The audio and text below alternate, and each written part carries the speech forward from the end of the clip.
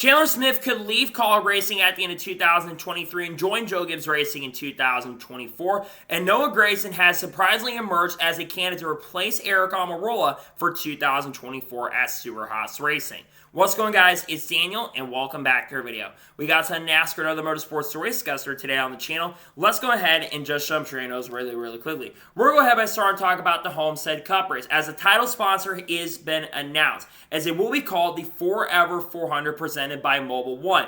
This is to honor Kevin Harvick. It is really cool to see all these tracks and all these places are honoring Kevin Harvick the way they have, because Kevin Harvick, I think, is one of the greatest drivers in NASCAR history, and it's really cool to see, of course, this being the final year for Kevin Harvick. I think it's really awesome and great to see all these tracks honoring. I love that they changed the name for the Forever 400. I love the name of it. It's awesome and amazing. Phoenix Raceway is going to have a lot of pressure when it comes to what they're going to decide to do for their final event. Maybe they do something with the trophy. I'm not entirely sure. Nonetheless, this is an awesome and fantastic gesture to Kevin Harvick and really awesome stuff to see. They've named the race the Forever 400. And now we're going ahead and jump on to the next story of today's episode, as we're talking about Christian Rose. As it was announced on Monday that Christian Rose will drive the 22 for AM Racing at the season finale for the Truck Series race at Phoenix Raceway. Really great to see. Christian Rose, of course, will be turning to AM Racing in ARCA in 2024. And, of course, there could be a potential possibility, too, he can make some Xfinity Series starts with their second car in 2024 as well. It's cool to see him getting some more select starts, so hopefully he can do a really good job. AM Racing has struggled to make it to the Truck Series field, though, this year in 2023. So hopefully in 2024, if he does get an opportunity to run Xfinity, he can do a really good job. Nonetheless, so glad to see Christian Rose get an opportunity chance to drive the 22 for AM Racing in the Truck Series in this week, and not this weekend, at the season finale at Phoenix. And now we're going ahead and jump on to the next story of today's episode, as we're talking about Boris Said. As Boris Said was being interviewed by Davey Siegel from, I believe, Front Stretch, and Boris Said says that he was part of the reason that Shane Van Gisbergen got the opportunity and chance to run in NASCAR. Boris Said was being interviewed, like I said, by Davey Siegel, and he says he brokered the deal for SVG to get the opportunity with Trackhouse. Boris had apparently in the early 2000s had raced against Shane Van Gisbergen over in Australia, and he said that Shane Van Gisbergen is one of the best drivers he had ever seen. And when Boris gave a call to Justin was not sure how this was going to work out. Once Justin saw how good SVG was, Justin told Boris, "You're not lying." And it's really cool to see how everything has kind of panned out since. And it's crazy to think that Boris Said was behind the reason Shane Van Gisbergen got the opportunity and chance to run in NASCAR. Think of what SVG has already done. He's already scored 2 career top 10s in the Cup Series with Trackhouse. He's now got a development contract with Trackhouse Racing for 2024. I think it's just such a cool story to see the rise of Shane Van Gisbergen in NASCAR. He just won the Bathurst 1000 recently, this past week as a matter of fact, and he's done a lot of great things over in Australia, and now we get to see him come over in NASCAR and race. I think it's phenomenal. I think it's incredible, and glad to see that Shane Van Gisbergen is going to be in NASCAR, and it's really cool to see that Boris Said was a massive reason behind the reason we get to see Shane Van Gisbergen in NASCAR. And now we're going ahead and jump on to the next story of today's episode, as we're talking about Ryan Reed. As it was shockingly announced on Monday that Ryan Reed will drive the 66 for MBM Motorsports this weekend at Las Vegas Motor Speedway. This will be the first time that Ryan Reed is attempting to make a NASCAR Xfinity Series race since 2018 when he drove for Roush Fenway Racing, which is now, of course, RFK, in the NASCAR Cup Series. And the first time he's ran in NASCAR in general since 2021 at Darlington when he drove the 24 for GMS Racing. This is a really cool throwback and amazing to see Ryan Reed back in the field. I love to see guys like that come back to the sport. Obviously, this car does have to qualify, owner's points, but this car has been in a much better position as of recently because we've seen the NBA Motorsports put a lot more work into their equipment. They're going to be bringing in Ryan Newman next week at Homestead Miami Speedway, and I believe this team has really set themselves up for the future, taking this stuff a lot more seriously, and I do believe that Ryan Reed has a really good chance to make the field, and it wouldn't surprise or shock me potentially gets top 25 or top 30 this upcoming weekend. Nonetheless, it's awesome and great to see, and happy to see nonetheless that Ryan Reed will be driving for MBM Motorsports at Las Vegas Motor Speedway. And now we're going ahead and jump on to the next story of today's episode, as we're talking about the Chili Bowl. As it was announced yesterday, the Chili Bowl has finally decided to increase the prize money for the winner of the race. For a long time, the prize money for the winner has been at $10,000, but they have increased it by 100%, and the winner of the Chili Bowl is now going to receive $20,000. I'm glad that they have finally increased the prize money. It's no secret that a lot of drivers who are really good dirt racers or really good sprint car racers have been backing away from the Chili Bowl. A big reason for that is because of the prize money. $10,000, especially with the economy, how bad it is now currently moment, is not sustainable long term for the Chili Bowl to survive. So I'm really happy to see that the prize money is increasing. Don't get me wrong, prize money absolutely does need to get higher than that, but I think this absolutely is a right step in the right direction when it comes to the future of the Chili Bowl to survive long term. And the fact that Emahan finally is not as great as he used to be, I think is a good step in the right direction for that. So I'm really happy about this. I'm glad to see the money has finally increased. I hope this continues to go in that direction. I hope they go from 20K, maybe even 40K. So they get in that 40 to 50K range, you're going to have a lot more drivers show up to the Chili Bowl in the future. But I think you're going to see more entries in next year's event that you've seen in the last couple of years, because while entries didn't completely kind of decrease, I do expect entries are going to be a little higher this upcoming year because the prize money is once again increased, and I'm glad to see they finally realize that they need to increase the prize money and keep up with the times and keep up with the economy. And now we're going to jump on to the next story of today's episode as we're talking about Kyle Larson. Last night was the season finale, and it was the championship for the High Limit Sprint Car Series between Kyle Larson and Rico Abreu. Kyle Larson needed to finish, if Rico Abreu went on to win the race, the season finale race last night, he would have to finish no worse than 7th in order to clinch the championship. Well, Kyle Larson ended up finishing the top 5. Rico Abreu didn't end up winning the race, but Kyle Larson finished close enough to Rico Abreu to win the season opening championship race. He was able to win the 2023 High Limit Sprint Car Series Championship. Massive congratulations to Kyle Larson. Obviously not a major shock and surprise considering Kyle Larson does own a series with Brad Sweet, but it's been a very, very successful season. And obviously making a lot of big moves. Dale Jr. has been kind of involved recently with the series. There's a lot of talk right now about a merger potentially happening with Tony Stewart's All-Star Circuit of Champions Series, which would be really, really huge for sprint cars overall. A massive reason why Kyle Larson made this series was because of prize money and bringing more prize money to the teams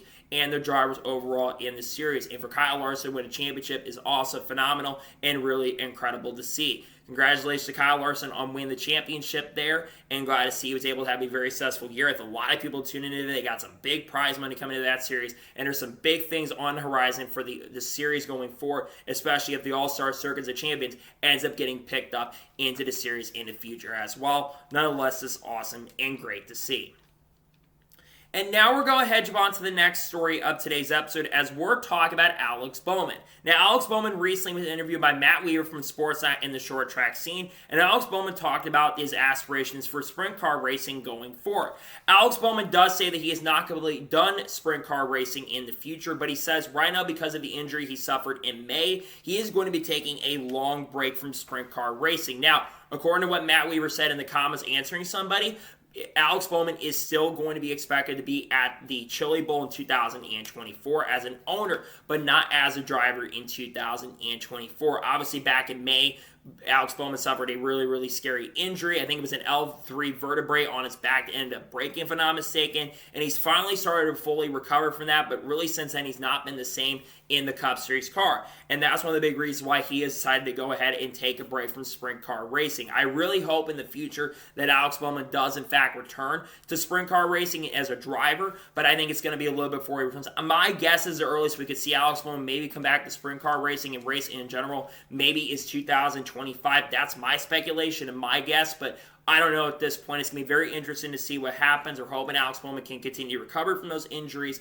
and hopefully Alex Bowman can, in fact, get back behind the wheel of a sprint car in the future. But as of right now, Alex Bowman has made the decision. I think it's actually the right decision, by the way, that he's gone ahead and decided to take a little bit of a break from sprint car racing for his health. And now we're going to jump on to the next story of today's episode as we're talking about the short track package test. Now, Matt Weaver once again put out another article on Sportsnet basically detailing that the teams and drivers had a competition meeting this past weekend at the Charlotte Roval. Now, the meeting, according to what Matt Weaver had said, actually went very, very well, and there was no tension really in the media center with that meeting that ended up taking place. But something that Matt Weaver mentioned that didn't get a lot of headlines is that there is going to be a short track package test that's going to take place at Phoenix in December. Obviously, it's no secret that the short track and road course packages in NASCAR have not gone very, very well. And they're going to have another test in December to try to continue fixing these major problems and issues. According to what the article said, they're going to be trying to test more aero dependency issues and more aero problems on these cars to try to make aero not as dependent on these cars and make it to where there's less shifting in the car as well. One thing that hasn't been done yet, in my opinion, is one thing they should try is increasing the horsepower. If you want the short track and road course racing to be a lot better, you need to be able to increase the horsepower on these next-gen cars. The reason being is because you're going to have more grip that's potentially available, and less grip could be available long-term on the runs, and tires are going to matter a lot more as well. And I know that NASCAR's worked on making the tires better, and I appreciate NASCAR doing what they can because NASCAR's in a really tough position because I don't think whatever they do when it comes to testing, and at least I'm glad NASCAR is working to try to find a solution to fix this problem. But in my honest opinion, there's a lot more issues with this car that need to be fixed, and I think the easiest thing NASCAR can do overall to fix this problem is add more horsepower. If they're able to add more horsepower to these next-gen cars, I do personally believe that the racing is going to end up getting a lot better on these short tracks and the road courses as well. I think the road course package has gotten a little better, I will say. I thought the road was actually better than I thought it was going to be, but there's still a lot of issues that need to be resolved and that need to be fixed. And hopefully NASCAR is working on that currently at the moment to try to resolve those issues. Nonetheless, I'm glad to see NASCAR is working on it, but I think adding horsepower is got to be one of the major key things that NASCAR does in order to fix this major problem and big issue with the next-gen cars. And now we're going to jump on to the next story of today's episode as we're talking about Denny Hamlin once again. Now, I kind of talked about, I don't know if I've ever talked about this on the channel or not when it comes to Jeff Gordon's comments, but on Sirius XM NASCAR Radio this past week, Jeff Gordon had a comment about Denny Hamlin saying he doesn't want his drivers to be like Denny Hamlin, being outspoken and basically telling the truth.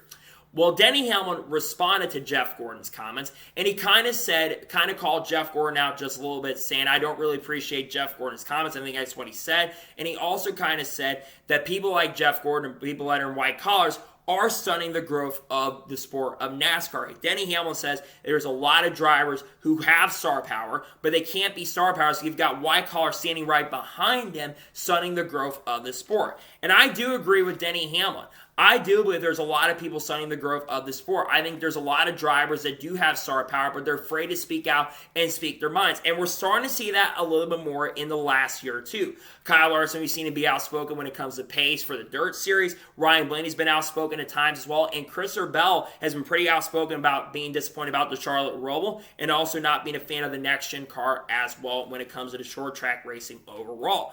I do agree with Denny Hamlin. Denny Hamlin's one of the few drivers, I think Kyle Busch is like this as well, and same with Kevin Harvick and even Brad Keselowski. There's not a lot of the new guard of drivers who can speak their mind, and the reason being is they're not as big of veterans in the sport, but also I think another big reason for the issues right there is simply based on the fact that the drivers are afraid to speak out because they may lose sponsors and funding, because you've got a lot of people standing right next to them who are really worried they could lose a lot of that funding overall for the teams. So it's a really, really frustrating situation overall. With the money that is going to be coming in more than likely in the upcoming TV deal, I really hope we get to see the drivers be a little more outspoken going forward and we see things get a little bit better for the future going forward. Nonetheless, I do agree with Denny Hamlin's comments. I think he's absolutely right that I think that some of these people are stunning the growth of the sport. Denny Hamlin's not entirely wrong, and I do agree with the fact that we are seeing this stunt of the growth happening of the sport happening right now simply because of that currently, because we have people standing behind him and worried about speaking and being a little more outspoken. So nonetheless, I do agree with Denny Hamlin on that.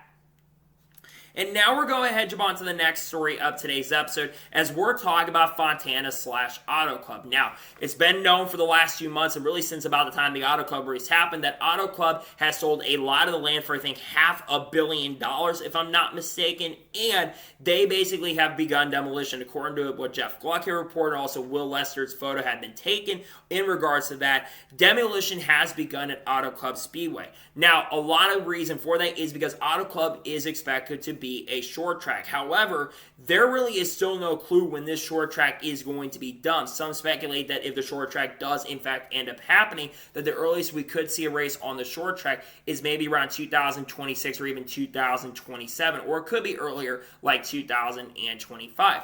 And if the short track does in fact end up happening going forward, it could become the season finale, because NASCAR, I think, wants to race in California for the season finale in the future, though there's some that think that Daytona in the future could host the season finale. But when it comes to Auto Club, it really sucks to see that the 2-mile track is gone. I understand why NASCAR did it. They needed the money. $500 million is a lot of money, and they can use that to spend for the teams, bring more money for the teams and organizations, and also bring money into NASCAR's pocket as well to help grow the sport long term, and use it for some of their buildings, like their production studio, among other things as well. But at the same token, in same time, it's just a shame to see that the 2-mile track is going to be really going away at this point. The 2-mile track, the last year, especially for the Cup Series, put on some phenomenal, incredible racing. You saw the next-gen car gel very, very well, and if this track had continued in 2024, the racing would have been amazing and phenomenal. But I understand why NASCAR did it. Like I said, I think they really needed the money. They need to bring the money in going forward into the future, and I completely understand why they made a decision to go ahead and sell the land so they could bring more money in for the future going forward. But there's a lot of great members of this track. Obviously, 2011, the great finish between Kevin Harvick, Jimmy Johnson, and Kyle Busch. You go back to 2013. You go back to 2014 with Kyle and Kyle show. 2015 when Brad Keselowski came in to swoop the victory. 2016 when Jimmy Johnson won his first or second race of that season.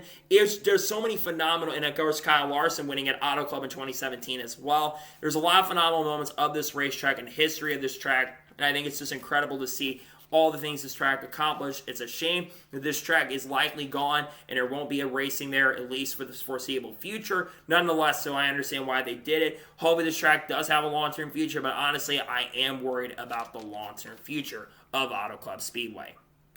And now we'll go ahead and jump on to the next story of today's episode, as we're talking about Matt Kenseth. Now, yesterday it was shockingly announced from Legacy Motor Club that Matt Kenseth has been named the competition advisor at Legacy Motor Club. This is absolutely huge for many, many reasons, but Matt Kenseth, of course, has been involved in the sport in the last few years. Matt Kenseth was inducted, I believe, into 2022, or is close, I believe, being inducted into the NASCAR Hall of Fame.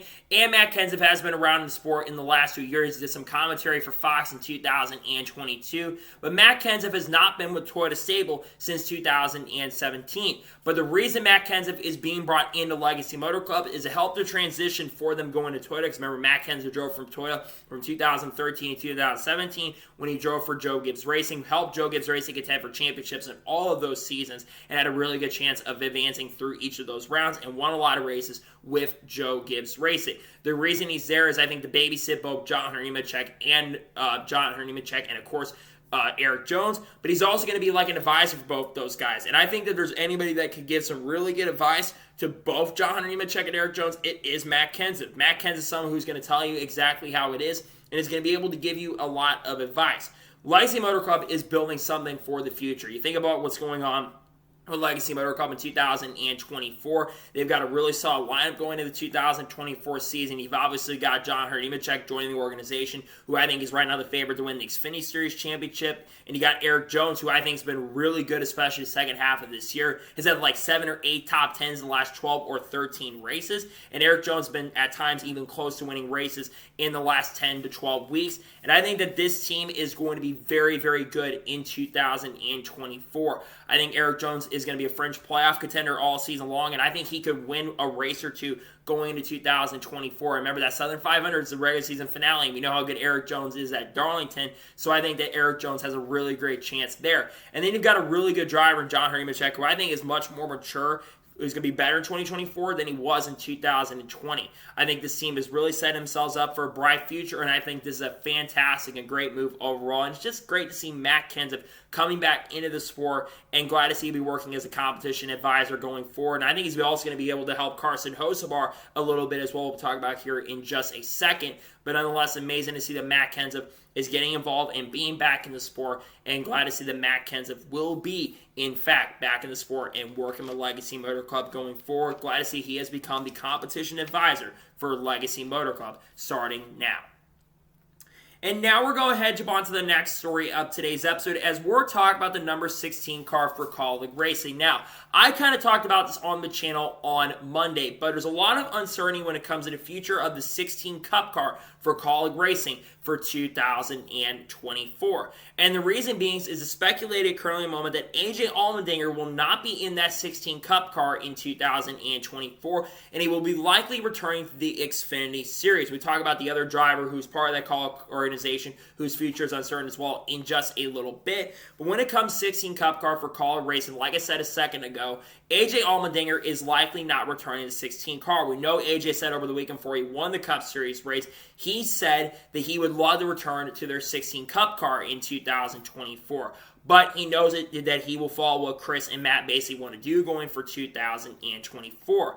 Obviously, AJ had won this past weekend at the Charlotte Roval, and a lot of people like myself really do want AJ Allmendinger to, in fact, return to the 16 car. However, everyone knows that this sport is about funding and sponsorship nowadays. It's not about how much talent you always have. You do have to have funding and sponsorship more than likely to get the opportunities and chances to go to the 16 car. So the big question overall is around AJ Allmendinger. I think if AJ leaves, that 16 car is going to go down. So the big question revolves around who is going to get the 16 car going into 2024. Because like I said, it sounds like AJ is returning to Xfinity. And I think AJ is going to do a very good job in the Xfinity Series and will immediately become a championship threat and a championship contender once again like he was in 2021 and also in 2022. And he will win races. And I think he'll be much happier as a driver. But it sucks if AJ does move down because I think, like I said, the 16 car is going to lose some of that performance. So who could be some candidates for the 16 car? You do have some drivers in Xfinity like Chandler Smith, but Chandler Smith I don't think is going to be in with Colleague Racing potentially next year in 2024. You do also have Matt DiBenedetto who could be a candidate for the 16 car, but Matt DiBenedetto, I think if he's going to be back, he'll be in the Xfinity Series more than likely. I think he's a potential candidate. You've also got Noah Gragson who could be a candidate for the 16 car going into 2024, but if I had to guess right now, Noah Gragson could be headed to another team. He might be back in the Cup Series in 2024, but he also could be in 16 or it could be in the Xfinity Series program for Colleague. That is certainly a possibility. But the driver that a lot of people have been linking to the 16 Cup car for 2024 is Ty Dillon. Ty Dillon, of course, will not be returning to Spire Motorsports in 2024, and he's already put out a statement earlier last night after it was announced about host, where we'll talk about here in just a second.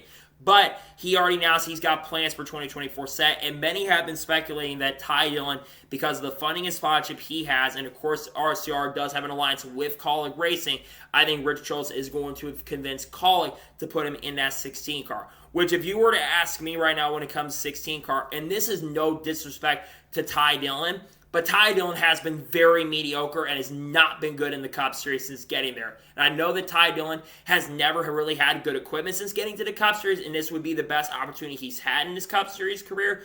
But Ty Dillon drove for Joe Gibbs Racing 2 years ago and was not that good in the 54 car. He got one top 10 finish, I think, in the 5 or 6 starts he ran in the 54 car. I know he got, I think, a top 10 in the 31 car, I think it was, for Jordan Anderson's team in 2021 when he got to do some races for that team. But he just really never was good in the Cup Series. And I just think if he gets 16 car, he's going to flounder. He's going to finish outside the top 25 and top 30 more than likely. And I think this is going to be a huge downgrade for the 16 team. But I understand what Matt Colleague has to do. I get that they need to change up their business model, but it's just a shame to see this team flounder from where this team at one point just a year or two ago was one of the most exciting teams. You had Justin Haley, who's someone who could have honestly won a Cup Series championship. He's moving on to go to Rick Ware Racing in 2024. And Rick Ware has shown improvement this year, so that's a huge reason why he's going there, and he doesn't tear up equipment. So they're losing Justin Haley, and they're bringing Daniel Hemrick in.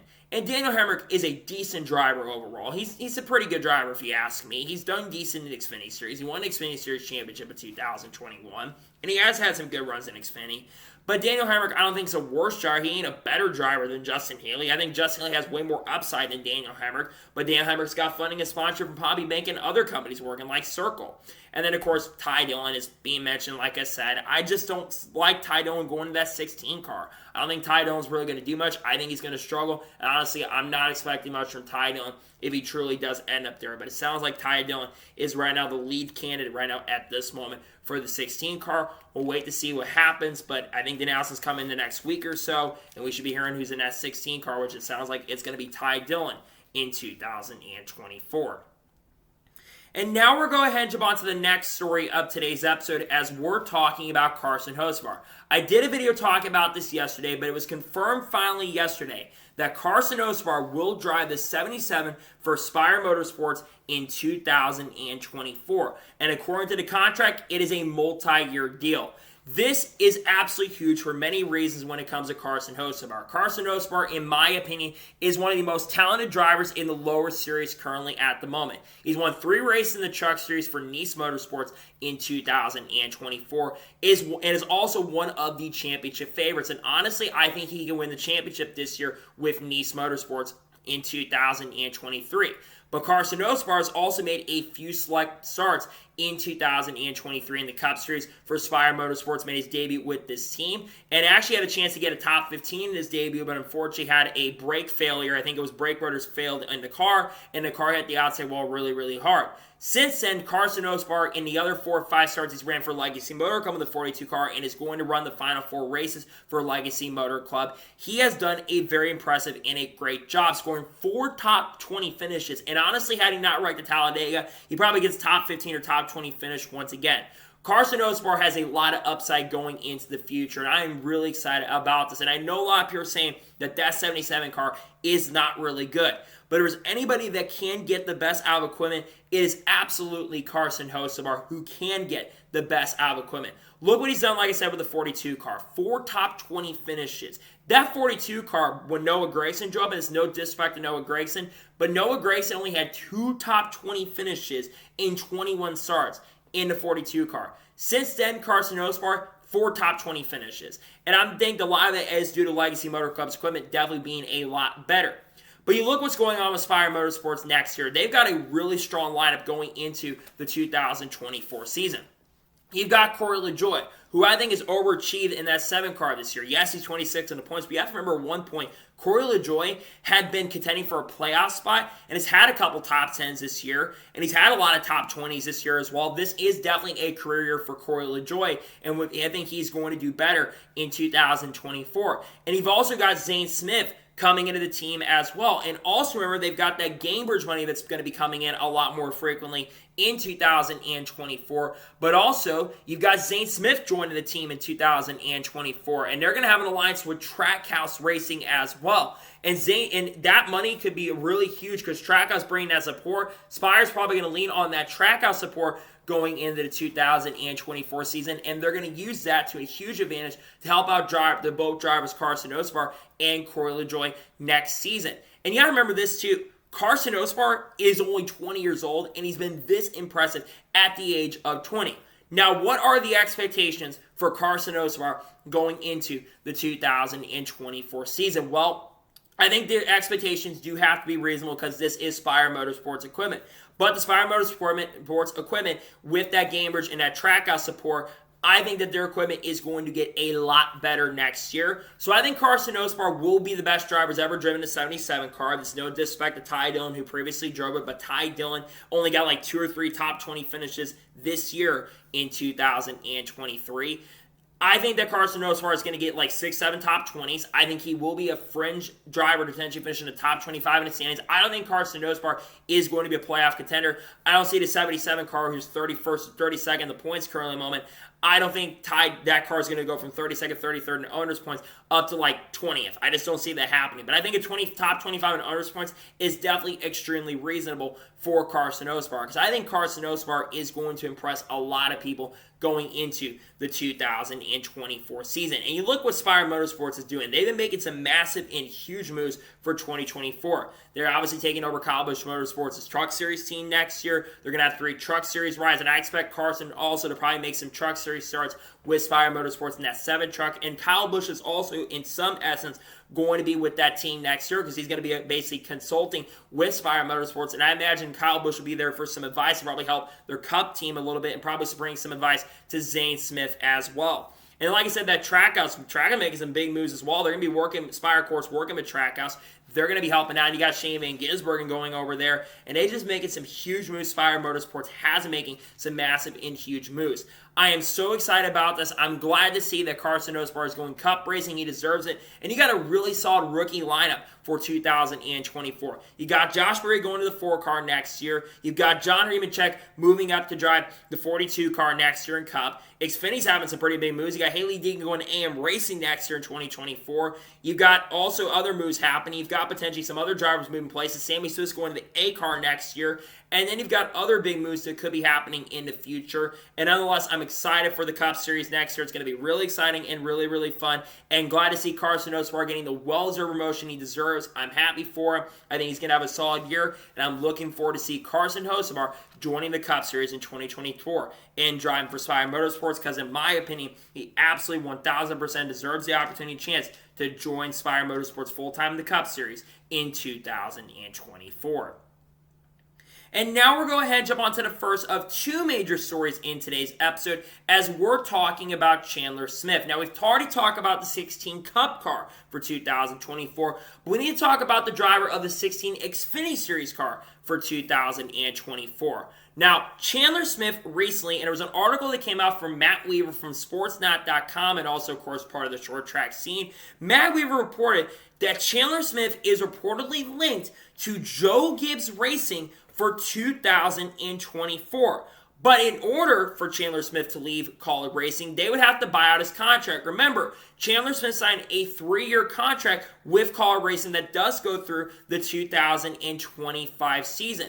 And Chandler Smith had already had an opportunity to drive for Joe Gibbs Racing for 2023, but he joined up with Kaulig Racing for 2023 because he felt like it was going to be the best decision for his family. But it seems like there's some things that are not going right over at Kaulig Racing. They're reshuffling currently moment for their future for 2024. And Chandler Smith could be returning to the Toyota family going into the 2024 season.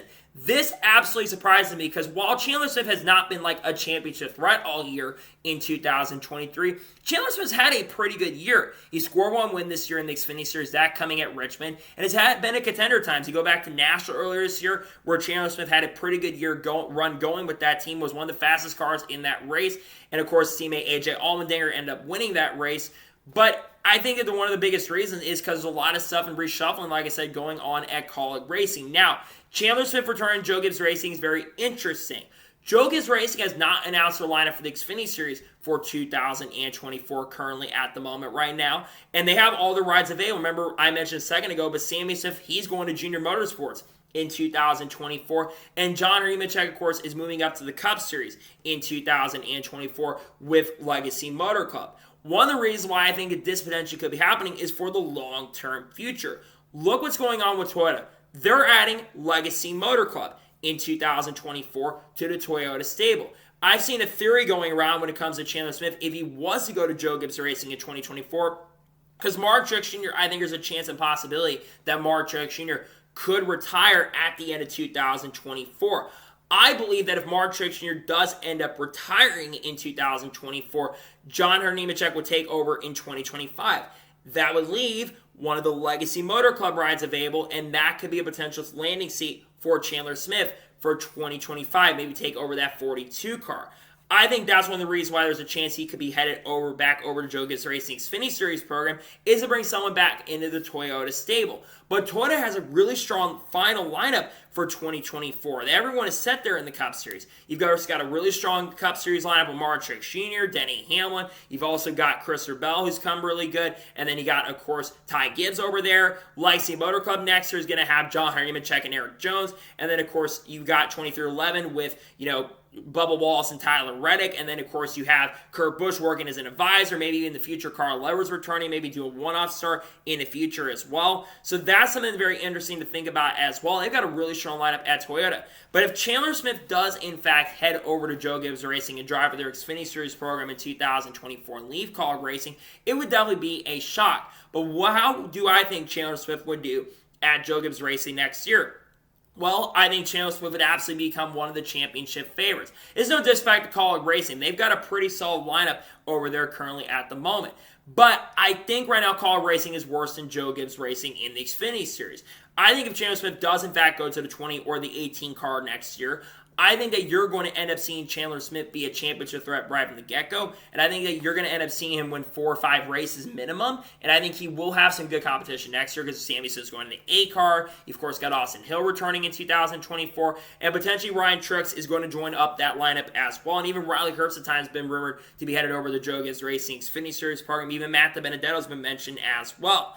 But I think Chandler Smith becomes one of the championship favorites right from the get-go. And, of course, AJ Allmendinger more than likely return to Xfinity. And I think AJ would go back to that 16 car there. So then you have questions about College Racing Xfinity Series program as well if Chandler Smith does, in fact, leave to go back to Joe Gibbs Racing. Who goes to their Xfinity lineup? Well, AJ Allmendinger more than likely is returning their Xfinity Series lineup. There's other drivers like Noah Gragson, we're going to talk about here in just a second, with another organization. You then also, of course, do have Matt DiBenedetto, who's been linked to College Racing for 2024. And there's other drivers at times that have been linked for College Racing. I think it is going to be very interesting to see who ends up going to what rides for the next year, but I think it's been very interesting to watch. Nonetheless, if Chandler Smith does, in fact, end up leaving College to go to Joe Gibbs Racing, it would be an upgrade for him, in my opinion, but I don't know if he wants to leave because I think we obviously know Toyota's been kicking drivers out at times. I think it's very interesting to see what happens if Chandler Smith does, in fact, head over to Joe Gibbs Racing once again, because he just left Toyota recently, so that's interesting, but unless we'll see if Chandler Smith does, in fact, leave College Racing, head over to Joe Gibbs Racing in 2024.